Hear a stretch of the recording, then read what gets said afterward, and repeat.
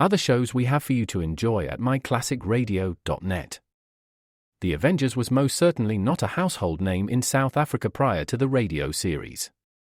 With no national television service until 1976, the mechanism simply was not present in the country to show television programs to mass audiences. While many other countries reveled in the filmed adventures of John Steed and company, South Africa was not equipped to join in the fun. The series took Britain by storm and made a major impression in the American markets, being that greatest of rarities, a British series given a network transmission slot. However, as a filmed series, rather than a videotaped one, The Avengers was able to gain a modicum of exposure in South Africa through film rentals. Come and listen at myclassicradio.net. Other shows we have for you to enjoy at myclassicradio.net. 21 Precinct was a police drama broadcast on CBS from July 7, 1953, to July 26, 1956. It initially served as a summer replacement for My Friend Irma. The show was produced in cooperation with the Patrolmen's Benevolent Association of City of New York and adaptations from True Criminal in New York. The Policeman's Point of View. Historically, the 21st Precinct had been located near Gramercy Park, Manhattan. In 1929 the department reorganized the precinct numbering, and 21st designation was discontinued. No such precinct existed during the run, nor does a 21st precinct exist. However, the fictional precinct's territory closely corresponds to that of the Upper Side's 23rd precinct since 192. Come and listen at myclassicradio.net.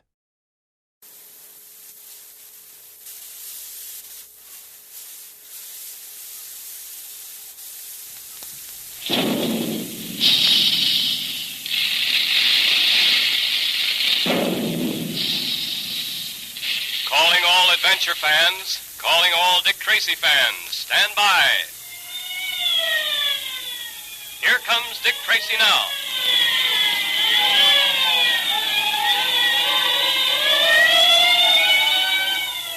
This electrically transcribed series of thrilling Dick Tracy adventures is brought to you by Quaker Puffed Wheat and Quaker Puffed Rice, those two different delicious cereals that give you trigger-fast energy because they're shot from guns.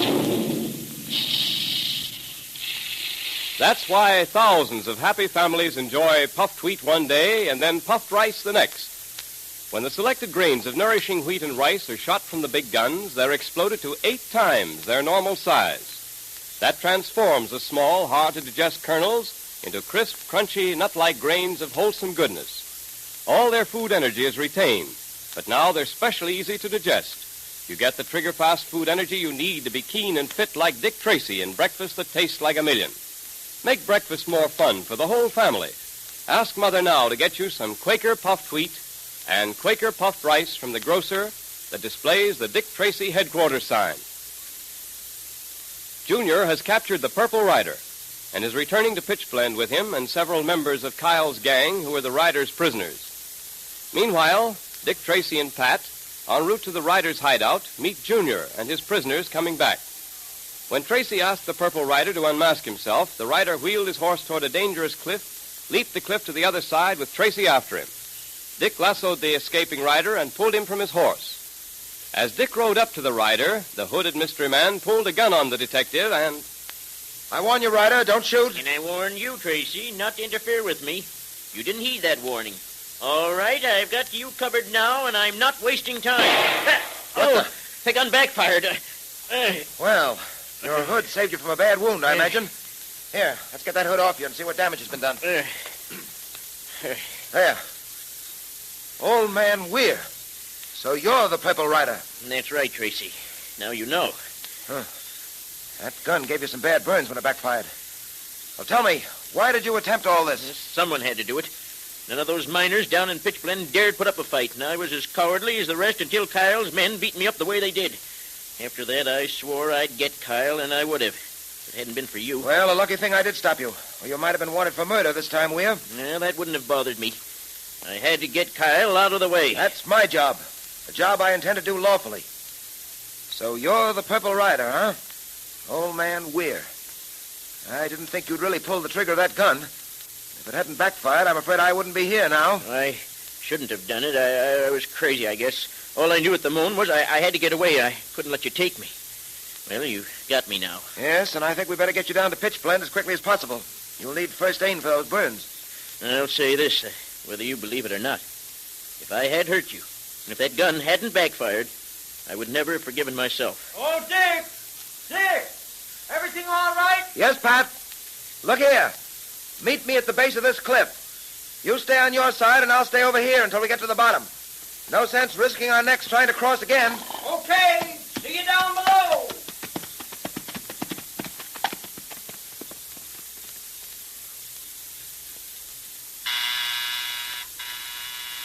One moment, coming. Miss Trueheart? Yes? You don't know me, but may I come in? It's important that I have a word with you. Certainly.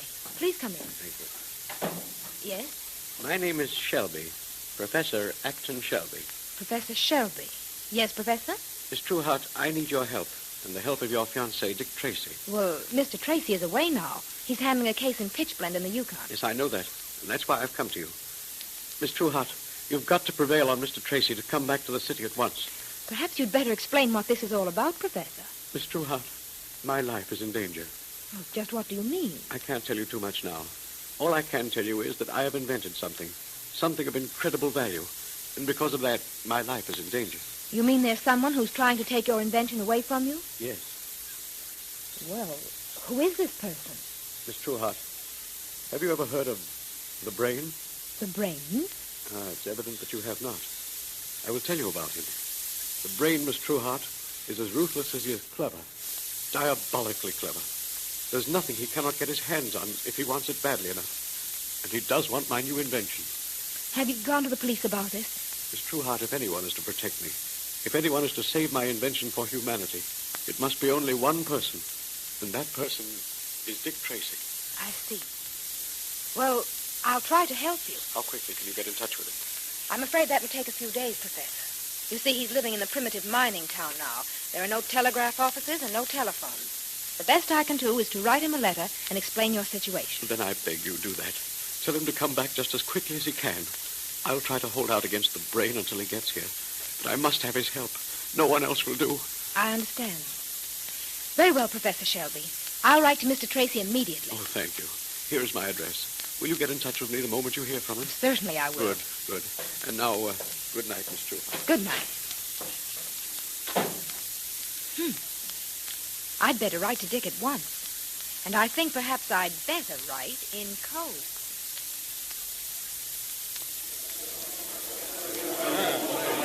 All right, men, quiet, please. Quiet. Boys, I've asked you to meet me here tonight because there are a few things I have to say to you. Go ahead, Mr. Tracy. We're listening. All right, I won't waste words. I've been here in Pitchblende for some time now, and I've been doing all I can to free you from the vicious grip that Vernon Kyle has upon you and this town. But, boys, you haven't done your share. In my work here, I've run into obstacles I never expected to encounter. And many of those obstacles have been put there by you yourselves. Now, hold on, Mr. Tracy. We don't know what you're talking about. We're for you, not against you. Yes, I know that, boys. But you're for me in what I might call a negative way. There's only one way to rid this country of Vernon Kyle. Yeah, what's that, Tracy? You boys must find the courage to stand up in court and testify against him. Kyle has threatened and terrorized you into signing away over 50% of your claims. Those who have offered resistance have been beaten. Several have been killed. And still, we haven't the evidence to convict Kyle. All because you boys here, who can supply that evidence, are afraid to appear in a court of law and tell what you know. Now, I don't like to say this, but to put it bluntly, boys, I think it's because you're afraid. You're right. We are afraid. Sure we are. All right, then. How long is this going to go on? I'm here to help you, to organize ways and means of putting Kyle where he belongs. And make no mistake about it, it can be done. Well, maybe it can, and maybe it can't. I'm afraid you're barking up the wrong tree, Tracy. We've learned our lesson. Say, Dick, do you think it'd be all right if I said something to these men? Certainly, Junior. Man, just a minute. My Ward Junior has something he wants to say to you. Well, gee, fellas, it may sound foolish and all, but I just want to tell you what I've been thinking about. Back in the States, I've read about the men of the Yukon. What fearless, courageous fellas they were. Gee, I thought they really were something, and, well, I still think they are really something. But, well, they can't all be afraid of just one man. They can't now, can they? It's not just one man. It's a mob. The whole gang. Men, do you realize that this boy here is the one who captured the Purple Rider and 4 of Kyle's gang? Having the odds against him didn't worry him. And the odds really aren't against you, if you'll just make up your minds to fight. Captured the Purple Rider. We'll see. Oh, what I did has got nothing to do with it. Yes, it has to. Boys, he kept that rider at bay with nothing but a broken stirrup. Now, we ain't going to let no kid be braver than we are we? Now, that's the way to talk. No one on earth can lick an old sourdough of the Yukon once he makes up his mind to fight. Here, you tell him, Tracy. Yeah, we've let Kyle get away with murder, but it's got to stop. We'll show the kid. Let's get Kyle for Junior, fellas. Come on. Let's go down and get Kyle right now. Let's drag him out of that Morning Star Hotel of his and string him up. No. Wait a minute, boys. Wait a minute. That's not the way to do it. Mob violence isn't the answer. Well, what is the answer? Go into court and testify. Swear that Kyle terrorized and threatened you. Will you do that? You bet we will. Good. I'll go down right now and get Kyle myself. Come along, Pat. Right with you, Dick. What about me, Dick? You wait here, Junior. If I'm not back in half an hour, you get the Mounties together. I'll need them. Right. And good work, Junior. You certainly inspired them to act. That was a fine speech. Speech? Did I make a speech? Gee. All right, Pat. Let's get going. Right.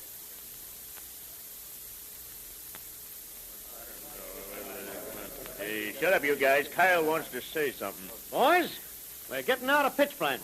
Pulling out? You don't mean it. You don't mean we're pulling stakes and clearing out. Yeah, that's just what I do mean. But you got things sewed up in this town, You Kyle. mean I had them sewed up? This place is getting a little too hot for us, boys. Tracy got you worried, Kyle? Well, he's out to get us. I'm not so sure now that he can't do it. Those miners are having another meeting tonight. Yeah, and there was a time when they'd be scared to have a meeting. Well, what we'll do is clear out. Lay low for a while. We got plenty of money. Well, I'm sick of this boig myself anyway. When do we leave? As soon as I give the word. There are a couple of things I want to clear up before we do leave. What kind of thing? Well, for one thing, there's the bank. What about the bank? That's where the miners keep all their money, ain't it? There's a good $50,000 or $60,000 waiting in that bank for the first taker. Yeah, and we're going to take it. You mean a stick-up? I mean a stick-up. We're going to do that tomorrow night. Now, there's one other thing. Yeah? Tracy. I'm going to get Tracy if it's the last thing I do. He's been the cause of all this trouble. He's the guy that forced me out of pitch blende. Nobody does that to Vern Kyle and get away with it. Hello, boss. I got something for you. Yeah, what is it, Chuck? I was just down at the post office getting the mail, and I happened to see this letter addressed to Tracy. Oh. I slipped it in my pocket when the postmaster wasn't looking. Yeah. A letter, huh? Return address, Tess Trueheart, 19 Grove Street. Yeah. Say, maybe we better have a look at this. What will happen now? With Tracy on his way to arrest Kyle and Kyle vowing vengeance against the great detective, almost anything can happen. And what about that intercepted letter from Tess Trueheart? Well, here's a pleasant surprise. Here comes Miss Trueheart with Junior now to attend our Dick Tracy Secret Service Patrol meeting, brought to you by Quaker Puffed Wheat and Quaker Puffed Rice, those specially delicious, nourishing cereals that are shot from guns to give you lots of trigger-fast food energy. The meeting will now come to order, and today we're all happy to have Miss Tess Trueheart, president of our National Girls Division, with us. Thank you, Junior. I just had to be here on official patrol badge day. Say, wasn't it a great sight to see all the patrol members wearing their badges at the same time? It was thrilling, Junior. And didn't the new Girls Division badges look smart? Well, they certainly did, Miss Trueheart. But the most impressive thing was to see what exceptionally fine boys and girls we have in the patrol. Yes, and to see how many swell fellas and girls belong to the patrol. It looked as though every real, wide-awake, adventure-loving boy and girl in the country was a member. Well, hundreds of thousands of them do belong to the patrol, but there are thousands who haven't joined yet. And Dick Tracy wants every courageous, red-blooded boy and girl who stands for law and order to be a member of his patrol. You bet. So listen, patrol members. Let's show Dick Tracy the sort of stuff we're made of. Let's get all our friends to join the patrol now. And if you aren't a member of the Dick Tracy Secret Service Patrol or the National Girls Division, Join now. Be one of the fine boys or girls that Dick Tracy is so proud of. You know, it's very easy to join. There are probably some of those famous red and blue packages of Quaker puffed wheat or Quaker puffed rice in your pantry right now. Now just tear off the top panel that says, 3 wrappings guard its crispness. And then print your name and address on a plain piece of paper, and also print the word boy if you're a boy, or girls division if you're a girl, at the top of the page. Put it in an envelope with 2 Quaker puffed wheat or Quaker puffed rice box tops, or one of each, and mail it to Dick Tracy, Box L, Chicago. Now, if there isn't any Quaker puffed wheat or Quaker puffed rice in the pantry now, ask Mother to get you a package of each at the grocer's right away. Remember, those 2 delicious cereals are shot from guns to give you lots of trigger-fast food energy.